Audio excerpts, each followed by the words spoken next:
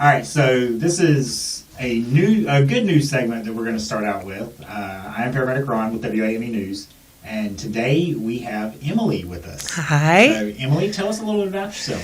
What's going on today? So I'm Emily, and I work at Yokefellow Ministry down on Shelton Ave, and I want to talk about what we do and how I got here and what we're continuing to do in the community. I started at 5th Street when I moved here from Winston-Salem, really loved the work that I was doing there, and made a lot of connections, not only with people in the community, but other organizations, other ministries that are doing work dealing with the same kind of issues of food scarcity, food insecurity, housing, unhousing, homelessness, kind of the issues and the struggles that people who are facing poverty face on an everyday basis. Because that kind of stuff is getting to where sadly, it's getting to where it's worse and worse as the time goes. That's right. It's right. And it's hard for people. I have a mortgage, I have a job, and It's still hard for me. So imagine starting from nothing and having to climb out of that. And over the years, we have seen families do that. But just because you go from a homeless shelter to housing, it doesn't mean that all your problems are solved. Exactly. Yep. You still need groceries. You still need help paying your utilities. You still need all of that help, and that's where Yokefellow kind of steps in and says, okay, what do you need to keep being stable so that you can grow what you have, you can grow your life, and you can start to climb, and you can feel confident in your everyday that tomorrow is not going to be a complete loss for you. One of those kind of things of how can we help you to do this kind of stuff. That's right. Knowing that, because we've worked with Yokefellow off and on for quite a while here at the radio station. Yep. I know our most recent thing was our backpack giveaway. We were down there doing that for the school start of last year. Yep, that was great. And I didn't realize the amount of stuff that you guys do for the community. We do. It's not just I know you've got the side on the where we were at. We were on one end of the building, and you have the whole middle part, and then on the opposite side, there's the thrift store. The thrift store, yep. So that is it's together, but it's two completely separate entities in and of itself, right? Yes, in a sense. So the money that we make at the thrift store goes directly into our helping center. Okay. So when people drop off their items and donate them, that of course is no overhead for us. We don't have to order inventory. We don't have to worry about that cost. We can turn around and sell those items, not only to put the money back in the helping center, but at an affordable price, because there's a Dollar General, but we don't have a grocery store in the area. We don't have a Walmart in the area. You can't just run out and get a cheap measuring cup, or if you need a seat for your dining room table and you're limited on funds, what are your options? So, or even, because I've been in there before looking around for doors and stuff for the house. Mm-hmm. I mean, you can find inexpensive used items like that are easy to put up and easy to do for something simple like that. Yep. We work with Lowe's in Mooresville, and we get donations from them almost weekly. Okay. But that's kind of a big portion of like our doors, and I think we have a few vanities in the store. We just went yesterday. So we do have people whose business is building houses, and they come in and they can pass that savings on to somebody who is really looking for affordable housing. Well, and somebody who may be struggling, like you're saying, they got help and got into a home, and they've now got a home of their own, but they're having to fix something. Those repairs can be expensive. Very expensive. And if somebody comes along that can help that, and they're able to come to Yokefellow and get the stuff for cheaper, they can pass that savings along, like you said, to that customer. That's right. So, that's right. And then that, you said, goes the amount of the money that you get from that. Mm-hmm. Comes over to, what is the other side called? We call it the Helping Center. It is open Tuesday through Friday as a food pantry, where people can come in and shop, actually as if they're going through a grocery store. We have volunteers that help with that. Fresh produce. We get fresh produce daily. We have fresh bread. We have frozen meat, like ground beef, chickens, whole chickens. We work with Mount Air, so we get lots of chicken from Mount Air. deli items from the grocery stores. We go to different grocery stores and pick up food that they are not able to sell for whatever reason, and we that's called food rescue. We rescue lots of food to help pass that along. But we also do crisis financing. Okay. So again, if you found your housing and you spent all of your money on your first, last, and security, and you're like, how am I going to pay my bill? Right. If you have a past due notice, we help with utilities. Okay. If you have past due rent, we can help with that too.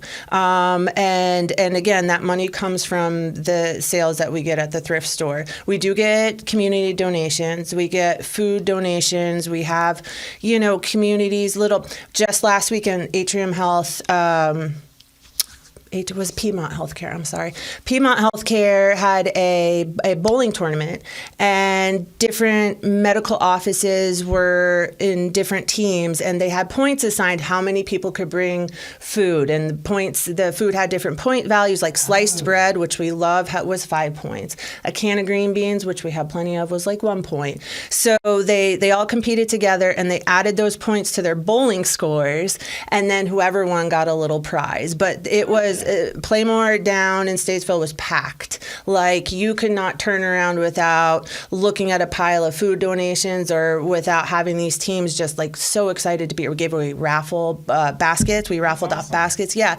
So there's so many different ways that the community can come in and say, this is my idea. I shouldn't say we. I rarely ever say no, sometimes to my detriment. But it once something falls into place and you find that there are people out there that have the passion to do it, all you really need to say is yes, and you find that they just take it and run with it. They want to help people. They do. And that's the good thing about our community. Yeah. And I can speak for firsthand. Me and my mother had a house fire several years ago. It's been 13 years ago this past January. Yeah. And I knew how our community was, but I did not realize to the extent of people that knew me or knew my mother that wanted to help out in some way or fashion. Mm-hmm. And that's the same way. I mean, just knowing that about our community, this is a wonderful community. Yeah. And they want to help and they want to give those things, and they just need an outlet to do that. That's what I've found. Yeah. And really, we don't exist. Yokefellow doesn't exist in a vacuum. We work closely with Iredell Christian Ministries. Fifth Street. Yeah. I met somebody when I was working at Fifth Street who was staying there, who I have known now for about 4 years, and I have watched them go from the shelter to housing to gainful employment to being so far ahead in the last 4 years. And we help with food and we've helped with bills in the past, but it takes a whole village. Right. It takes people like Fifth Street to help with housing. It takes people like Yokefellow to help with meeting the gaps with crisis financing. It takes people like Iredell Christian Ministries to provide food. And that's kind of what I've learned is we really, there's such a network of organizations. There are ministries of one person, and there are organizations, nonprofit organizations of 50 people here in Statesville. But they all work together. They all do the same kind of work. And without each other, I don't know that we would be so successful. Able to function. Yeah. It's almost like you need that network to be able to function as a single entity. Yeah, you do. If you don't, then where does the stuff that you get go to? Right, exactly. And I found that out with the whenever we had the snow here recently. Yes. We went down and talked to the folks at Salvation Army because the warming shelter. Yes. And they were talking about I want to say her name was Karen. Karen Kidd. Yes. Karen Kidd is amazing. She has a nonprofit that she runs, and I can't think of the name of it off the top of my head, but she was there helping out, and then the fact that you had Pam Navy there helping out, and then you had folks from Fifth Street, and then you had folks from the Salvation Army. Yep. What's the lieutenant's name over there? April. Lieutenant April. She's amazing. I was trying to think of her name. She's a wonderful woman. She is. She's great. I enjoy her a lot. She was so excited about the stuff that they were helping with. Yeah. I mean, and the excitement, and I can see it in your face too. Yeah. Oh, yeah. The excitement of helping somebody else. Yeah. Is just, it's there. It is. And it's so fulfilling. And I mean, I would suggest for anybody, if you have never volunteered at one of these organizations, especially in the South Side, right. just spend an hour there. Go and, see what it's all about. Even if you just want to, for me, I don't know about other organizations, but even if you just want to sit in the food pantry and watch what happens for 20 minutes, you don't even have to lift a finger, just so you can see the community. We know people's names. We know people's stories. They know that if there's a one-off situation and we don't normally do this, they know that they can come to us. And if we can't do it, we can find somebody in our safety net that can. And there's such a stigma, it seems like, against people who are homeless or people who are unhoused or somebody who even needs, bread to get by for the week. Mm-hmm. And there shouldn't be that stigma. I agree. If you need something to eat, you need something to eat. Yes. And I think about, for all of the clients that we serve, at one point, I remember recording 137 individuals coming through in a 3-hour period. Wow. But for all of the people that we do serve, I think about the people who do kind of carry that thought, well, I don't want anybody else to miss out on, I don't really need the food. It's for somebody else. It's not for me. I don't need a food. My background is that I have lived in my car before. I have needed food pantries before. I have been unhoused. I have been stone cold broke. Like, you can never tell just by looking at somebody what their story is, what their situation is. And we won't judge. Right. You come and you need food. That's our job. We don't determine, where you came from. If you're worthy of it, we have food and we want to give food. It doesn't matter. It doesn't matter who. It's not one of those situations of, where you've done this, or this, so you're not worthy of our food. Sorry. And to be fair, there are a lot of those stories, and there are still people that we see every day who are still in the middle of fighting their own issues. Right. But they still need to be fed. It's still, food is still, a basic human right. It's not a privilege. And even, we've had some people who are hesitant about volunteering because our neighborhood is not necessarily known for, It's not necessarily the most upbeat up clientele, I guess. It's not. And right. And the reason why, it has become a little bit harder to live in the South Side is because I think that we tend to say, well, this is not our problem. I don't need food. This is not our problem. That's happening across town and they can deal with it. But, your neighbor could be struggling no matter where you live. It doesn't matter. I live next to my mother-in-law. There are times where she's on a fixed income. There are times where she's struggling for food, and we don't live anywhere near the South Side. So, and it could be too that, you're fine right now, but what happens in a month if something happens and you lose your job? Lose your job, have a medical bill. Not even lose your job, but you, like you said, you have a medical bill. Cut your hours. You have an issue with your car and you have to spend $1,500 to fix it so you can get to work, so you can keep your job. And but now you're 2 months behind on rent. Yep. So, yep. And so it's not, I think that there's this thought like, well, people in poverty are stuck in poverty and most of them are playing the system, but it's not the case at all. It's not. And you do have occasionally those few and far between that they live off of something because that's the way that they were taught.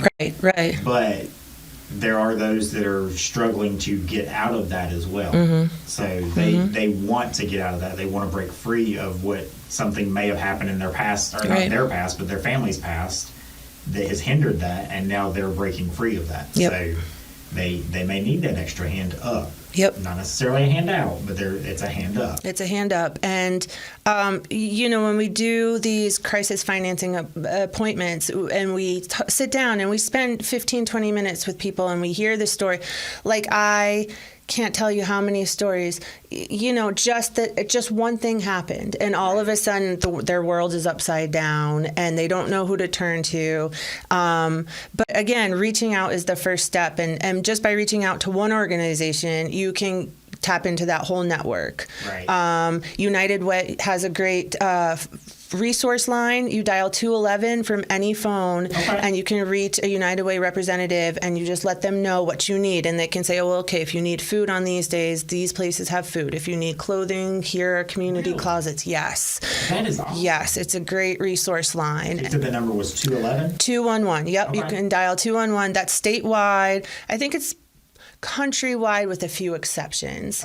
But it is a direct line to the United Way, and they can help you find. And those people will funnel. I was saying focus and funnel at the same time. That will focus or funnel your call to the local area. To the local area, and you just let them know where you live, what you need, and they will walk you through kind of getting how to get it. And we get a lot of clients that way. That's good. Because that's the first question I ask when people call looking for resources. I say, "Have you dialed 211 from your phone?" And a lot of times people say, "Yeah, that's how I found you." That's awesome. So yeah, it's great. I didn't even know that existed. Again, a whole network. As many times as United Way has been in here, because Marlene Scott has come in here for February for Love United. Yep. And I don't know that I ever heard that part listed, so that's good to know. Yeah, it's great to know. And it's not just limited to food and clothing. It's if you need shelter, if you are in a domestic violence situation. Fifth Street does have a domestic violence shelter for women and children. So it's really anything you need. It's 988 is the lifeline if you're having domestic violence, any kind of mental health struggles, but 211 is what you call if you're in a non-emergency situation. So where can we find information about Yokefellow? What can we do to get in touch with you guys? We're online. We're on Facebook. But I really like talking period. But I like talking about Yokefellow. And I like showing off what we have because there are so many people who are like, I didn't even know this because I didn't even know. So many people come into the thrift store and I tell them, we support the help. I didn't even know that. I've been living in Statesville for 20 years.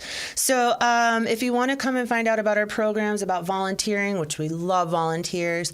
If you want to come and find out about getting a group involved, we have students come in. We have Oakwood came in for a service day. We love saying yes. So speaking of, since you're saying service day, yes, because that just made me think of service hours for kids in high school and stuff. Are you guys somewhere that they can come and do stuff? Yes, come on down. We'll make it happen. I'll sign any kind of paperwork. I'll write any kind of letter. As long as they're doing what they're and usually they do. Our volunteers are amazing, and they're just as passionate about doing this as we are. And it's so great to see people doing this for no money. Right. Like you're spending your time and energy with us, and that's what I want most of all. Now, so say I had furniture or items like that obviously in good condition. Yes. We don't want to bring things that are not in good condition to these places, guys, because we're looking for stuff that can house people, or that they can resell if needed. What would we do to do that? Do we need to set up an appointment to bring stuff like that? You don't. No. Generally, as long as our store is open, our thrift store is open, we are accepting donations up until about an hour before we close. So Monday through Friday, we're open 10 to 5. Saturday, we're open 9 to 3. So we just ask that people give us a little bit of time towards the end of the day to kind of organize the donations we get. But we won't turn anybody away. Right. We accept almost everything except for car seats because we're not sure about their history. Right. We won't accept cribs, again, because of recalls. And we don't accept used mattresses or box springs. Which is Common sense. Yes. Other than that, we pretty much take it all. And again, we'd love for it to be in good condition, but we have people who come in looking for a deal so they can refinish furniture and turn around and flip it. So even if it's not in great condition, I have so many clever customers who come to me with something, with an idea, and I'm like, I never would have thought about that. I don't have the time to do arts and craft, but that's really cool. Yeah. So, the things that we love the most are the furniture that we can help with people who are finding housing. Tables, especially like kitchen tables and chairs, couches. We have plenty of help at the store to unload that. Okay. So you can just pull up. There's a donations door. You just pull up. There's a doorbell. Usually there's people waiting for donations. And we can just take it right off. We put a price on it and we put it right on the floor. Sometimes we sell it on the sidewalk, Sometimes that's the way it Somebody goes. walking in and saying, "Ooh, yes, it happens a lot. It happens a lot. Yeah, it is. Now, the donations that we bring there, those are those mainly for resale, or is that for, like you said, with if you know somebody that has housing issues that they're looking for furniture, y'all help with that too? Yes. So, yes, generally the first thing we would do is put a price tag and put it for sale. Okay. But our helping center also offers vouchers. Okay. So you can go during food pantry. Gotcha. Yep. You can go during food pantry hours. You could say, I need some furniture. I just moved into a place.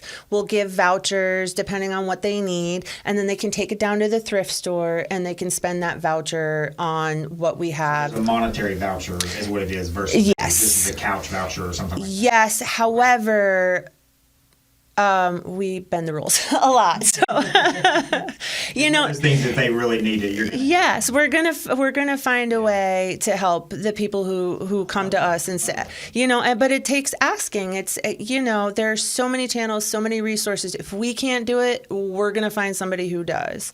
So you're not just gonna, like you said, you have a hard time saying no. Yeah, it's true. Oh, gets me in trouble. That's okay to an extent. Yes, because especially in this line of work, it is. You don't want to tell them no, we can't do that. Especially if you know they've got kids, they've got family. We want to help them. We want to help them build what they've got. Yes, and my executive director, Tommy, love Tommy too. He wishes he could be here because he does love the radio. But he has really taught me the value of no in certain situations. Right. And times you have to. Yes. Yep. And when I started, I said yes a lot more. And I would get frustrated and Tommy would, pull me aside and say, listen, let's walk through this. What's happening here? Why would you say yes? Why would you do this? But so I've slowly learned. Yes. And so that is really one very valuable tool that I have learned, working alongside Tommy. And I'm in graduate school to do this. Okay. So I want to learn it all. I want Tommy to teach me. I want the community to teach me. I want other organizations. I just want to be a sponge and suck it up. You want to get everything.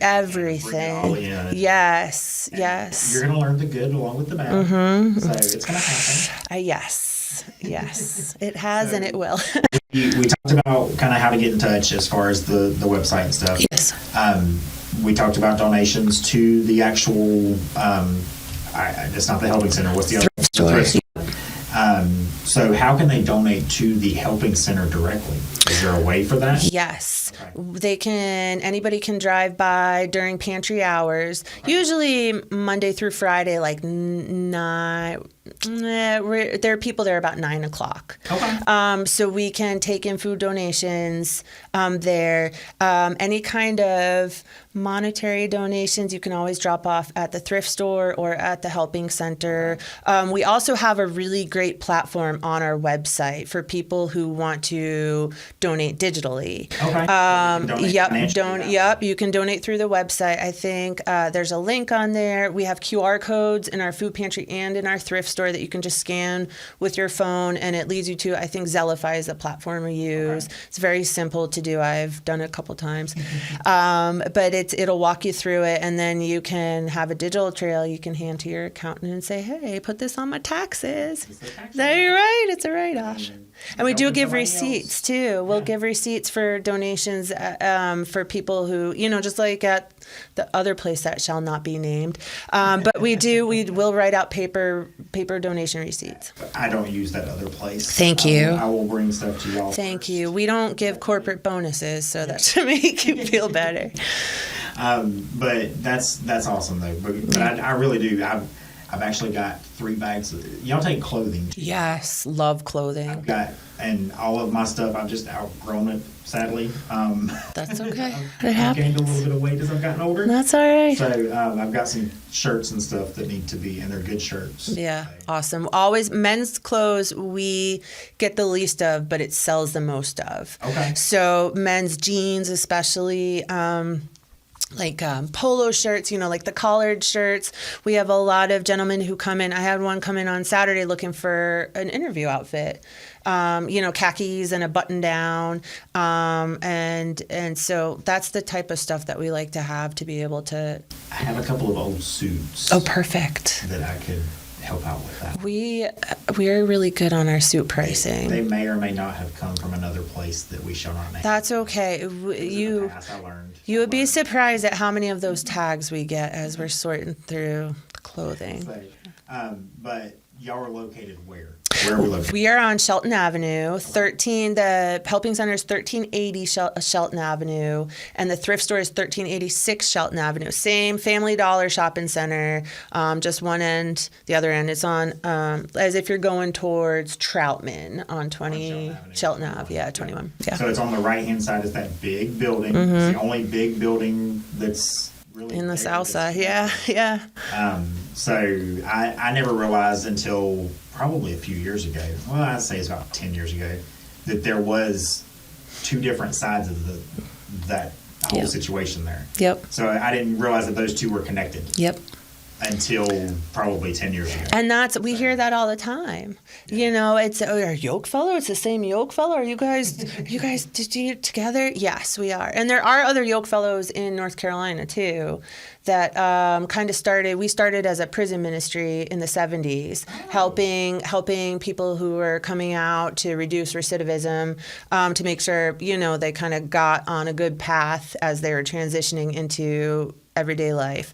And then it turned into what it is today. It evolved into what it is today. So there are a few other ministries in North Carolina that started the same way that kind of had all of that connected in some way or another? Or is this is a local? They're 2 separate, completely different organizations. We are not affiliated with each other, but it's the same kind of idea. And I think that at the time during the 70s, that was a big mission. It was needed. It was definitely needed. And speaking of local, we love local here at the radio station, obviously. Everything that you guys raise stays locally. Right? Yes. Yep. That's right. We all of the money that we make goes right back into our helping center. Right. It goes back into paying our employees at the thrift store. We're a true nonprofit. If we get grants, we spend them almost immediately because we like it. We have a diaper pantry too, and we got a great $25,000 grant from the Speedway Children's Charity over the holiday season just for diapers. So we get to spend like $1,200 a month at like BJ's or Sam's or Costco, and it's so much fun to roll like carts and carts of diapers and wipes and pull up and stack the U-boats and just take a look at it and be like, this is amazing. Right. Yeah. That's awesome. Yeah. Well, so one more time, let's reiterate where we can get in touch with you at. Is there a phone number? I know we said the website. Yes. Location, all of that stuff. Again, just so that everybody who's watching and listening knows where to find us. You can reach us at 704-872-7677. Say that one more time. 704-872-7677. That is the helping center number. Right. I think that's that place that most people want to reach. Is there a voicemail there? There is a voicemail. Yes, there is a voicemail. We check it daily. My lovely friend Susan returns all the voicemail. She's very good at that because I am not. So she's great. She's our great admin. She does so many things, but the admin she does really well. But we will give you a call back depending on what you need. It'll be either same day or next day. Okay. Or if you call us and you need to reach the thrift store, we can send you on over there. But mostly people call for the Helping Center. Right. But the Helping Center is 1380 Shelton Avenue here in Statesville. We do have an ICAT stop right in front of the Helping Center. And if people can get here, we have tokens that we can give them so that they can get back. Okay. Yep. And I should mention, we also have mobile pantries, 3 mobile pantries a month at different churches throughout Iredell. We take groceries to Emmanuel's Place, which is subsidized senior living in Statesville. And we're looking to start a community garden next to the thrift store. Ooh. Yep, so we can have people from the community help out, and then we can take that produce back to the food pantry. That's awesome. Yes, it's really awesome. Got a lot of awesome things happening. Well, thank you so much for coming on. Thank you for having me. I appreciate it. No worries. And if you guys want to get in touch with her, she just gave all the information. So go down there and see them at Yokefellows. What are the hours normally for the store and the Helping Center again? So the store is open Monday through Friday, 10 to 5, Saturday, 9 to 3. The Helping Center is technically closed as a food pantry on Monday, but it is open Tuesday through Friday. On Tuesday and Wednesday, it is open 11:30 to 2:30. On Thursday, it is open 2 to 4:30, and on Friday, it is open 9 to 12:30. And that's to give people who may work weird schedules or can't get in during the morning hours. That's to give them kind of a different option depending on when they can come in. Okay, well. There you go. So come out and see her. If you need help, there are ways to get help. So thank you for joining us today. Thank you for having me. Thanks.